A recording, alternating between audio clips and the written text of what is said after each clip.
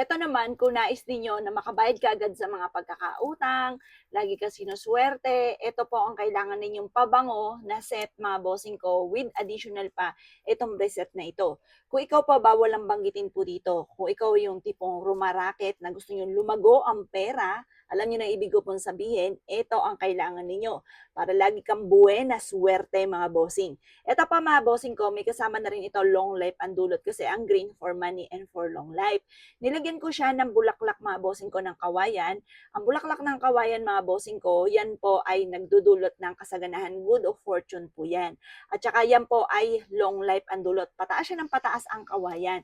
Strong relationship ng family para walang mga pag-aaway, pagtatalo at maging magaan ang daloy ng swerte lalo na sa pera. Nilagyan ko siya ng saga-saga. Ang saga-saga, nagtatabay ng malas sa tumatak na swerte. Nilagyan ko siya ng tanglad kasi ang tanglad, swerte yan lalo na sa pera. Eto pa mga bossing ko, tinambalan ko ng lemon citrine or Libyan kung tawagin for abundance and dulot. Nilagyan ko siya ng mantra, Chinese prayer for dream come true. Ang black obsidian ay pangontra sa mga kulang, palipad hangin at sumpa. Meron din po siya mga bossing ko na sinukuan. Ang sinukuan, nagbibigay ito ng sinyalis sa inyo, lalo na kapag may mga taong naiinggit, gagamitan ka ng kaliwa, nabibiyak po yan. Pero huwag kang mag-alala, once na may suot kang ganito, kasi may protection ka na, lalayuan ka na ng mga taong toxic sa buhay po ninyo.